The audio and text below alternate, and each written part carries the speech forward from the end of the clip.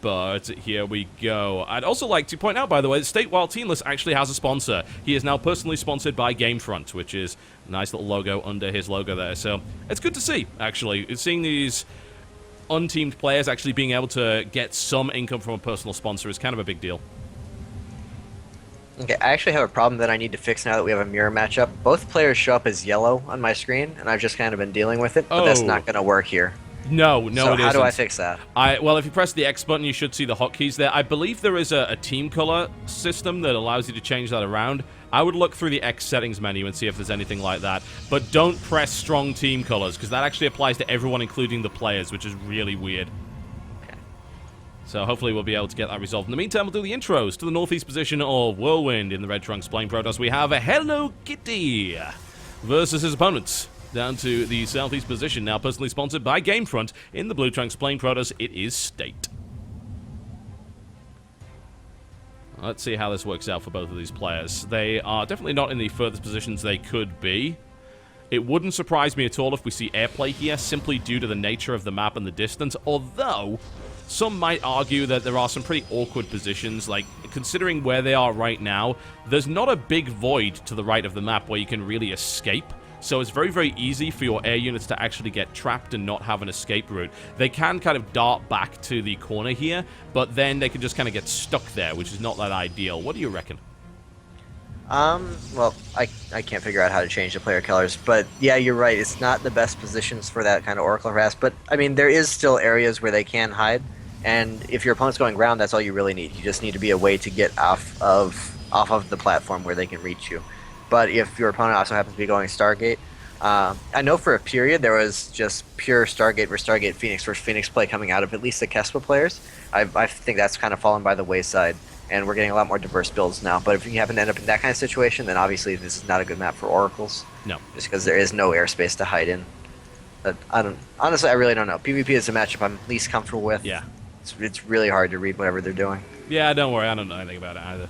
I don't think the players do either, to be fair, so it's just a case of seeing where it goes. We see 3 gas and then 1 and then 2 there, so State looking to mine at pretty much exactly the same speed as Hello Kitty right now, pretty much identical builds, both of them scouting in the wrong direction, which is going to be a really awkward situation but when both probes meet. It's like, oh yeah, oh, alright, now what do we do? State now going to turn around as his Hello Kitty. And State has made the correct read. He knows where his opponent is now, but Hello Kitty is just kind of following it. I don't know what Hello Kitty's probe is doing out there. He's not going to any of the opponent bases. I guess he's just going to send the Zealot straight out. He was only looking for position. Oh, no, but now the probe decides to go out as well. So Hello Kitty not really making up his mind there. Chrono boosting out a Stalker, so he's definitely going to try and apply some pressure to his opponent early on.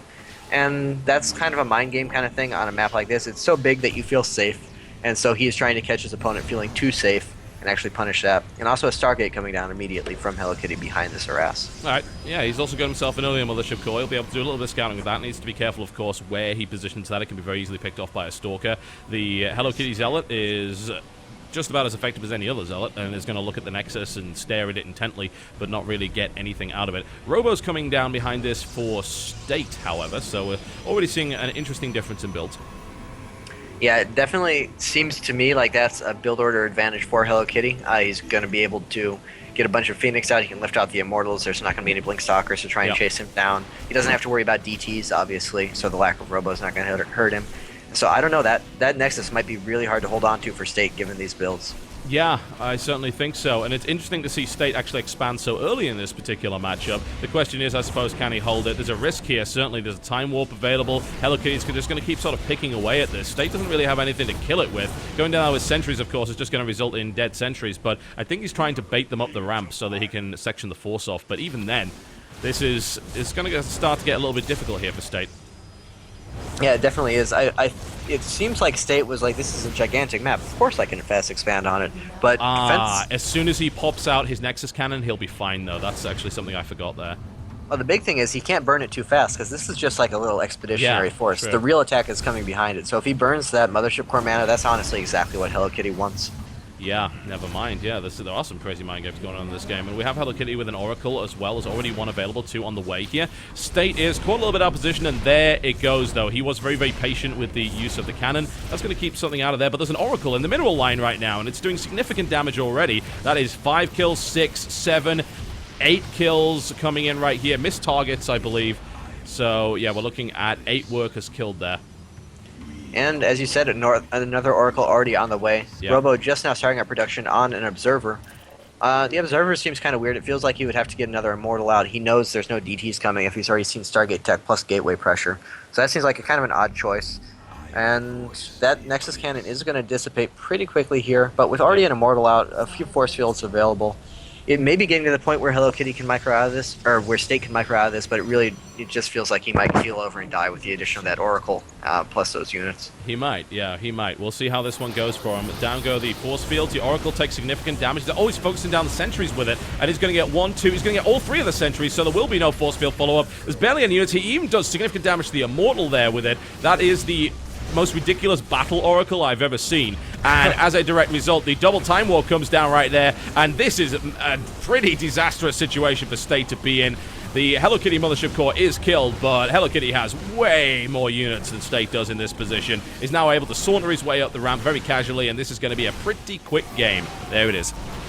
Yeah, he gets in there before the sentries, casts another Force Field, and just great Oracle usage, getting all the sentries and getting all the shield off the Immortal.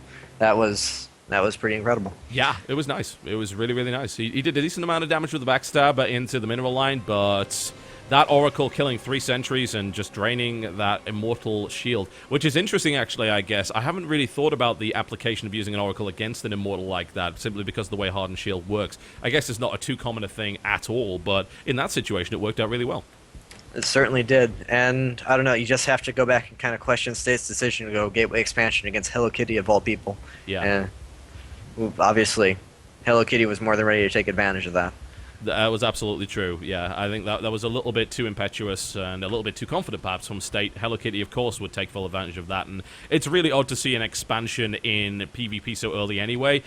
But you did mention earlier the notion that you can really play an aggressive style on Whirlwind because the other guy doesn't think you will because of the size of the map, but I don't think in a PvP that really works out, because once a pylon's down, the rush distance doesn't make any difference whatsoever.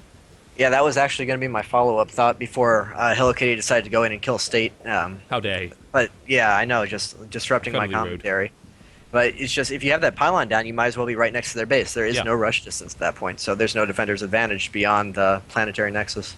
Yep, and I do admire the fact that State did not pop that planetary nexus early. That's no doubt what Hello Kitty was looking for him to do. He didn't. He was smart enough, but it didn't really make a difference. And it was already going to be a difficult defense as it was with the small army of State, but losing the 3 sentries and then the shields on the Immortal to an Oracle?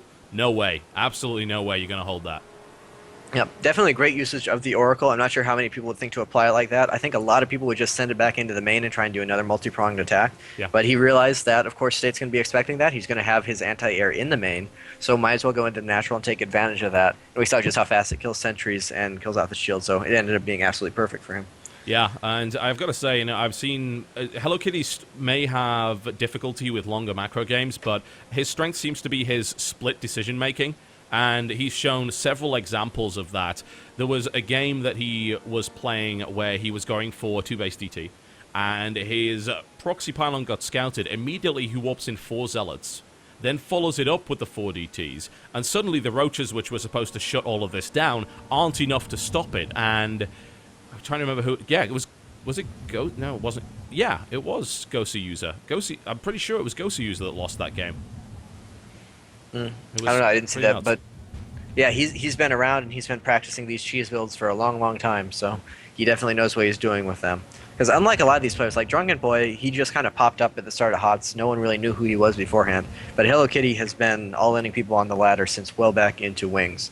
So he definitely knows what he's doing when he's in his element. Yeah, he also told me it was actually against Suppy that he pulled that off, which was even more impressive. But what he also told me is that he actually exchanges builds and practices with a lot of the Chinese players, like Jim.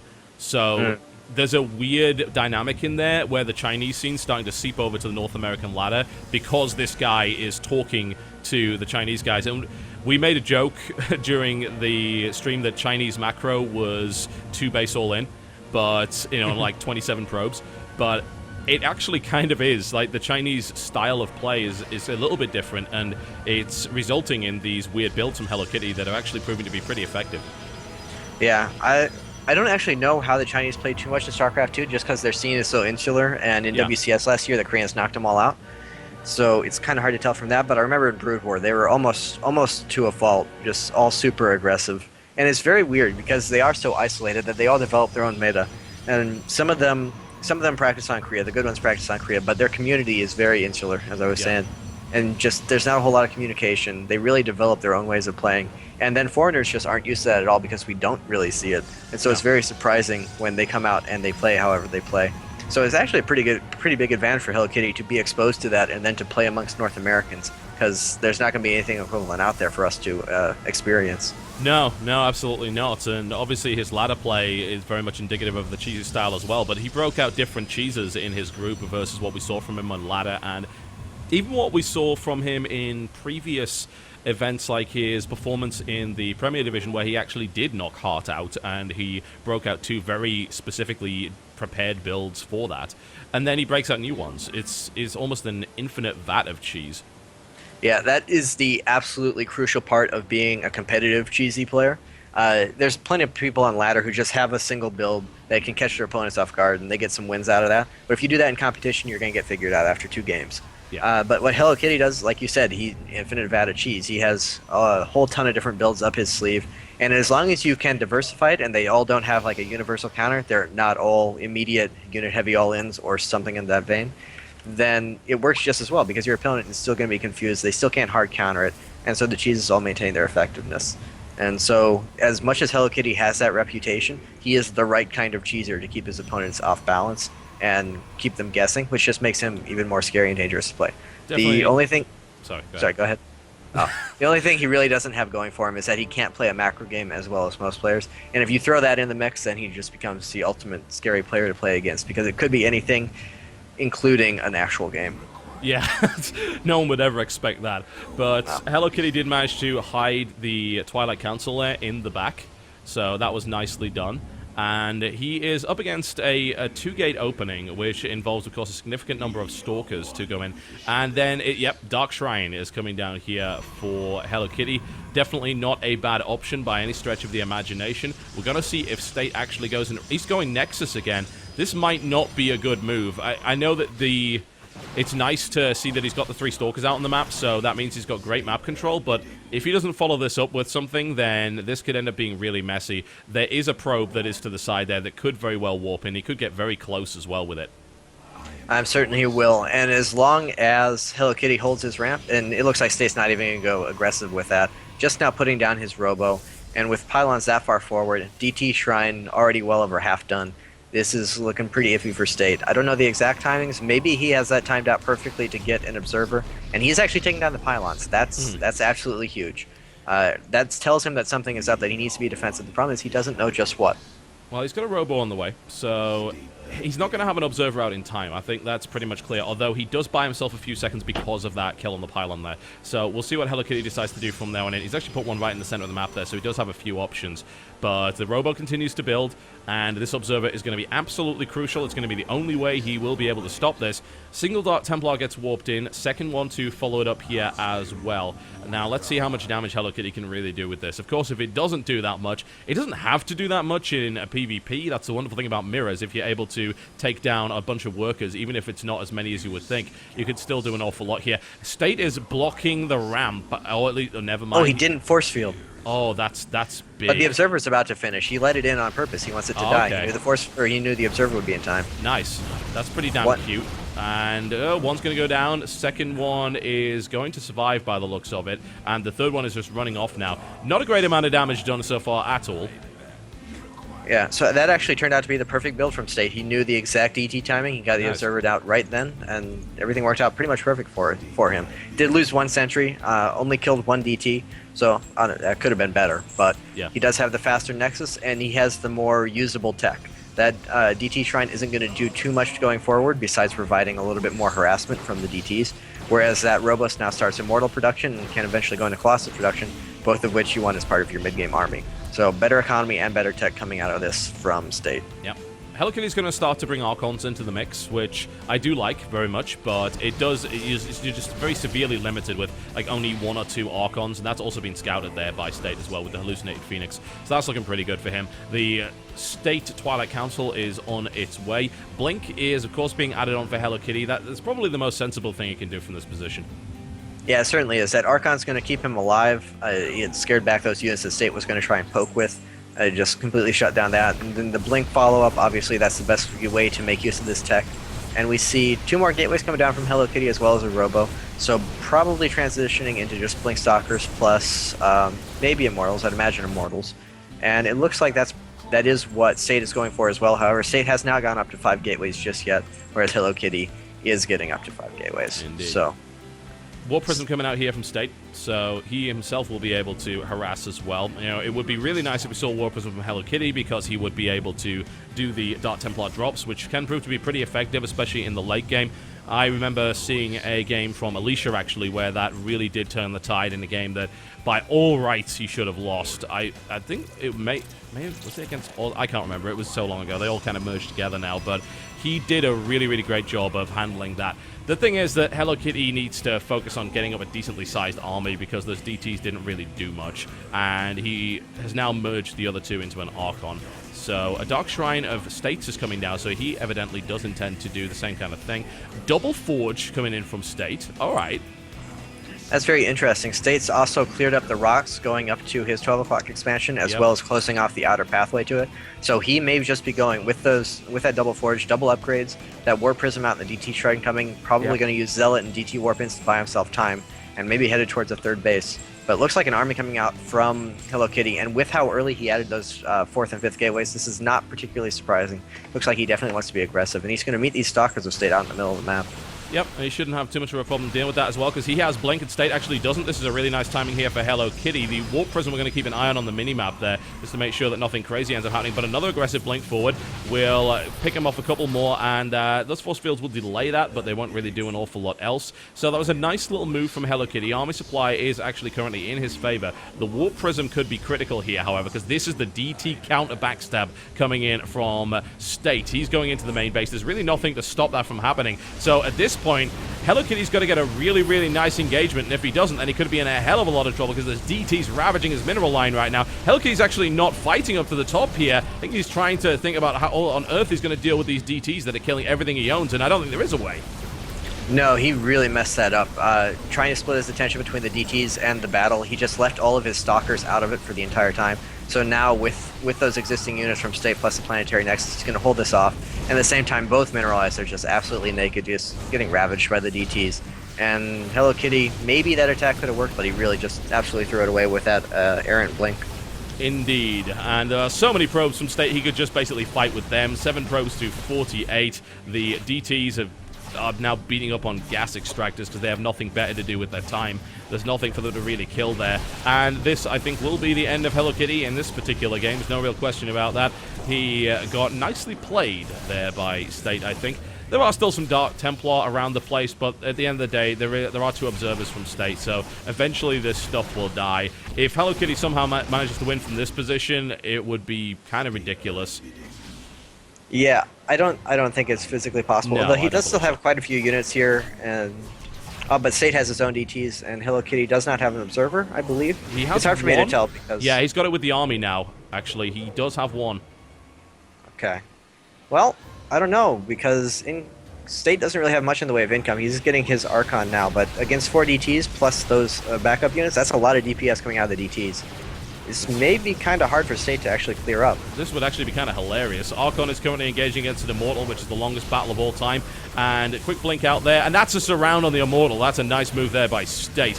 And the Dark Templar, yeah, they're gone. There's an Observer, a Dark Templar, and 2 Stalkers available for Hello Kitty. He's currently on 7 supply versus 53. So the comeback potential here is, let's just say, limited.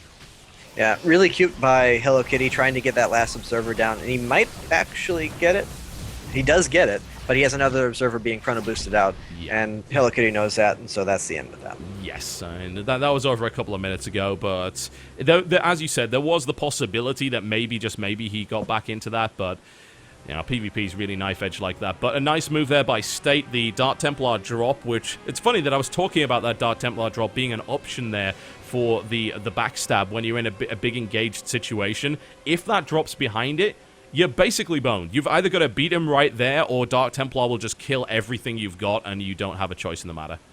Yeah, and Hello Kitty didn't really keep that in mind. He didn't realize that the attack was the important thing to focus on. He looked back, he tried to figure out how to defend it, realized that he couldn't. But by that time, it was too late because he just lost control of the frontal battle.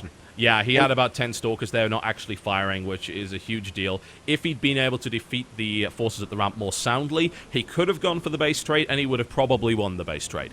But that didn't happen, and State was able to play him like a fiddle. And we see a one apiece now in this best-of-5 series. We're going to the next game on Belshire Vestige between these two.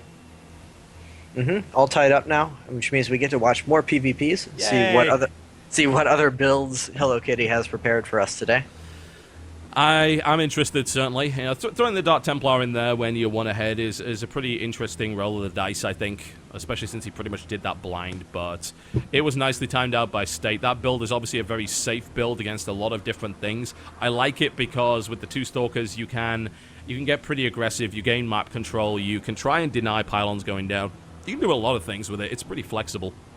It looked like a very safe build in general. With those early Stalkers out, those early 3 Stalkers, that's enough to shut down any kind of forward pylon, as long as you're very careful and conscientious about your scouting. And then obviously we saw the Observer came out, the exact perfect timing. Not sure if it would hold off, like if you had done another Stargate build or something like that, any other kind of Stargate-based aggression, that would be, I think, the big weakness of it, but really not too sure. But every build PvP has a weakness. Like they were saying in the pregame interview, there's a lot of luck and build order-based factors in PvP. That's very true. We're just waiting for State to join the lobby now, and then we'll hopefully get into the next game momentarily. We will take a quick break, and when we come back, Game 3 on Belshire Vestige of State versus Hello Kitty.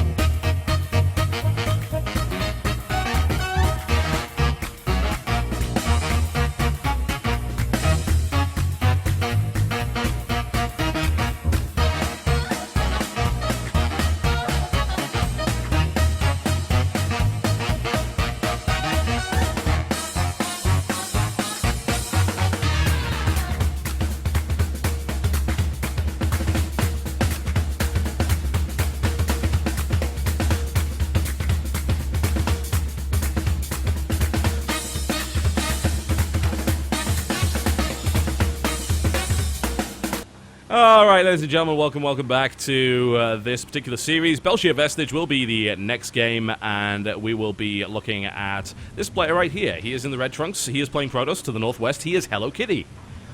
Versus his opponent, down to the southeast position that played a really nice game. Very, very calm, cool, and collected, intelligent. It is, of course, in the blue trunks, playing Protoss, State. Both players exchanging a little bit of banter before a game. Hello Kitty asking him where his DT shrine was, and State asking what DT shrine. I'm not really sure what purpose that serves, but they are messing with each other a little bit. How dare they? Yeah.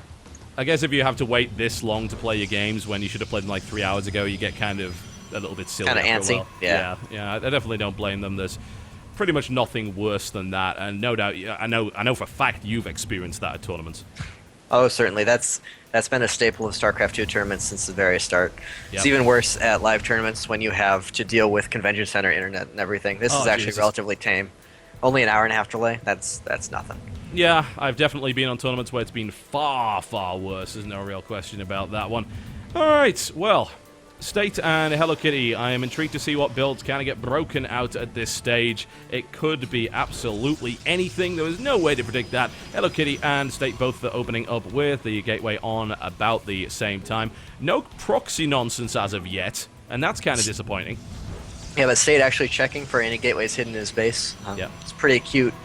Because that's what happens when you play against a player like Hello Kitty. It is so scary playing against someone who's willing to do anything and take any risk. You have to start making those little sacrifices in your play. Like, he just lost a little bit of mining time to go scout his base out. That's what makes them so hard to play against. And we actually see incredibly early double gas from Hello Kitty, like immediate double gas. Yeah. It's great that you mentioned that, actually, because the paranoia that was in play when Hello Kitty was playing in Group C was actually hilarious to watch. You had players, including Suppy, scouting everywhere with like 4 or 5 lings, drones, everything, all the time, and then still managing to miss whatever the proxy play was. That always happens. I swear Huck in particular, there's some kind of magic that makes his pylons invisible. You never ever scout it, even when you know 100% is coming. It just does not work. Yeah, it's a nightmare to deal with, and it's one of the advantages of being known as a player like that, and it's one of the advantages that Hart certainly was able to exploit to his benefit towards the end of Wings of Liberty. He was known as a big all-inner, big cheeser, and then suddenly starts playing macro games, and everyone just gets super paranoid and looks for the hidden command center that isn't there. I always felt that reputation was kind of undeserved with Hart, because he would play very aggressive, weird kind of throwback builds, but it wasn't really so much cheese. It was like 2 racks into expansion TVP, which was kind of like weird. Yeah. But it's not an all-in. It has a CC behind it. It's just a little bit of harass. So I always felt that was kind of overblown, which worked out really well for him, because everyone played so paranoid that, like you said, it just gives him a massive advantage. Yeah, it's really, really nice to see. Twilight Council coming down here in the background for Hello Kitty, as that scout is not so much denied. He gets a couple of swings in there. He lets him see what he wants him to see. Here's the thing, is State already knows that's the case. There's a Twilight Council coming down here for him as well. This ends up being DT versus DT, then I'm just going to up and leave. But what could end up happening is we could just see Blinkstalker versus Blinkstalker, which is quite fun to watch. Yeah, I think DT is much more likely at Hello Kitty just because he is Hello Kitty, and he's also only on the one gateway this far. That's very whereas true. State looks to be going up to 2 gateways, probably a more reliable standard build. And Blinkstalker versus actually they go 2 more gateways, so I'm not sure. We'll have to see. There's a probe down to the bottom right there, so we will see the pylon placed. Dark Shrine comes down for State. Blink actually comes down for Hello Kitty. So we actually got it flipped. Yes, we do. We have a nice little role reversal, which is how PvP has a tendency to go from time to time, especially in longer series. Yep, State was like, last game, that looked pretty fun when he had those early DTs out. I'm going to try it this game. Yeah. And with Twilight Council Tech instead of Robotech here, that could be a little bit awkward for Hello Kitty. He's going to have to at least smell this is coming somehow and figure out exactly what's going on. He is going to see that probe, so he's going to think, all right, well, maybe something's coming, but that's more of a scouting probe than anything else. Will we see a Robo come down? You know, the alternative, of course, is the Stargate, because you can use the Oracle for that, but it's very rarely used unless it's a clutch situation. And Hello Kitty is not building a Robo. This is going to be a DT drop play, because there's obviously a Robo coming down behind this, I think, for State. There's the Robo, so yeah, maybe this works out, because State might very well want to delay the Dark Templar until he's able to get a Warp Prism out. I would be really, really surprised if he waits for that. I mean, it may be like a follow-up or something, but if he doesn't warp in DTs immediately at that pylon over there, that's just such a waste to get the Dark Shrine that early and then wait that's very even true. more time. Yeah, you're completely right about that. State's actually expanding as well. Yeah, he is. He's kind of going for everything. He has a Robo, he's going DT, he's going Nexus, just a little bit of everything. And Hello Kitty actually... Yeah, that was really weird. He actually sent his Stalkers directly over to the pylon. He finds... I believe he's seen the blurs. He must have. Yeah, he did. As soon as he actually saw... It took him a couple of seconds, but he did realize, and he actually doesn't completely wall off, unfortunately. 2 Stalkers will not completely wall that off, and the DTs are now into the mineral line. An Observer, of course, being chronoed out, but he is going to be a little bit late. He's already lost 2 of the probes. Yep. There's and the 2 DTs in there. 3 down, a Zealot as well. So pretty decent damage done this far, and he's just going to run out of there. He's not going to lose any DTs at all. He has a faster Nexus coming. And the only thing he has to really be concerned about is a Blinkstalker all-in coming up here from Hello Kitty, because that Nexus is already going to be finished, and he has a Mothership Core on the way, which means the Planetary Nexus won't be too far behind it if he does have to hold on. The only thing is he got that Robo very quickly, but he was not getting an Immortal. He was just getting an Observer out in case it was DT versus DT. So he's not going to have an Immortal to back this up just yet. He's going to be relying on Wargate units and the Planetary Nexus. He's getting a second Observer out here as well, which is a sensible thing to do. He'll need one with his army if he wants to try and engage here, because otherwise DTs will just be warped in and kill it completely. The Mortal coming out from State here as well, though, so Will he be able to get enough Stalkers on the map to really make this work? It's currently 10 Stalkers versus 5. There's a few Zealots in there, which make things a little bit awkward for Micro as well. But there's then 2 DTs and, of course, the Nexus Cannon available. Actually, the Nexus Cannon is not available for another couple of seconds here. Hello Kitty, if Hello Kitty were actually to pick off this warp, oh, he's actually used it on a Time Warp. Never mind. Time Warp actually doesn't make that much of a difference when there's Blink Stalkers on the field. No, it really doesn't. But that DT is getting in there and doing a ton of damage. I'm not sure. Where's the Observer? Oh, his Observer was way far back. So. Oh, man. Wow. Hello Kitty kind of just threw that. I'm not sure if he could have broken through anyway, but